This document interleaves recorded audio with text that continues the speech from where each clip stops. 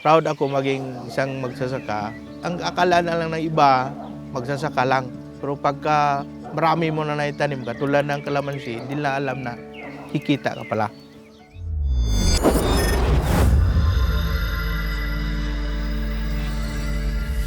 Ang mahirap talaga pag OFW, pinakauna yung malayo ka sa pamilya mo. Lalo na yung nasa trabaho ka, okay lang. Pag off mo na sa trabaho, pagbalik mo sa akomodasyon mo, para kang preso, ka lang mag-isa. Tapos, para malibang sarili mo, tawag ka sa pamilya mo sa Pinas. Yan ang mabigat. Iniisip ko, hindi naman habang buhay mag-OFW. Aabot din ang panahon na matanda na, tumanda tayo. Di naisipan ko lalo mas pupokus ko na lang yung kalamansi.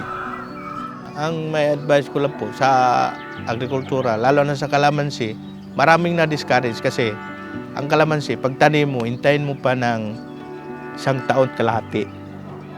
Medyo matagal din, pero pag nag-hands-on ka, di mo lang mamalayan yung panahon na yan. Kasi pag dating ng 1 taon kalahati, makaharvest ka na. Tuloy-tuloy na yung pagpataba mo, tuloy-tuloy na rin bunga. Makaharvest ka ng isang harbisan sa isang puno, mga 2 kilo.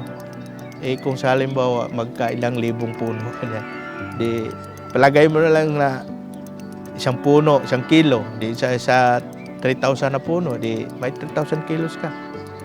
Ang gusto kasi sa ibang farmers, pagtanim, pira ka agad. Hindi, sakripisyo talaga. Pag sakripisyo mo, makukuha mo rin yan. Hindi mo malaya na pagdating panahon, marami na pala na-harvest ko. Ganon din ako noong una. Dumami na po yung kalamansi. Mga, sa isang harvest, mga 700 kilos. Kalimitan, ang bili sa palengke, ang bintahan namin is 50 per kilo. Maganda sa pakiramdam na may sarili ka ng negosyo, para mabuhay, tanaw mo sa sarili mo na sa'yo na to habang buhay. Tapos hanap ka ng paraan pa na ano pa ang mas mapadali, mapaganda o maparami. Hello po, dito po tayo sa Kalamansi Farm ko, dito sa may Lahasinda, Alicia, Bohol. Dito po naipon tayong pera na pinahiram ng ECPC sa akin na dinagdag puhunan ko sa kalamansi. Ito na po, malaki na. Ang isang tip ko sa inyo sa gustong mag-kalamansi farm para makatipid gastos, pagka ganito na po kalaki yung puno nyo, kayo na mismo ang magmarkot. Easy lang, kuha ka lang na balatan lang konti, lagyan ng lupa at saka balutin mo ng plastic. Hintayin mo ng 1 buwan kalahati, makita mo na yung ugat magsilabasan dyan, saka mo i-transfer sa bakanting lote para pag-expand ng yung kalamansi farm.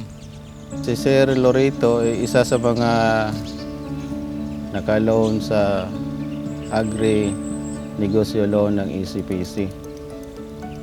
During sa among actual credit investigation sa area niya, nakita naman namin na possible or approvable yung loan niya. Mahalaga na maganda yung pagbayad niya. Kasi sa ECPC loan, maka-loan ka ng 3 beses. Magamit mo sa farming mo. Imbis na ang long term nung utang is 3 years, hindi ko naman pinaabot ng 3 years. Kaya sila, dalawang isip na mapa-second cycle ako sa paghiram ko ng 300,000. Ako po, hindi po ako na takot na manghiram dahil po, focus mo yung hiniram mo sa pera. Sa katulad ng kalamansi ko, kikita ka talaga. Maibalik mo yung hiniram mo na pera. Sa ECPC, masaya ako na may programa silang ganito. Katulad ko na magsasaka na malaking tulong na po ito. Malaking ambag na sa mga balak mo pang i-expand,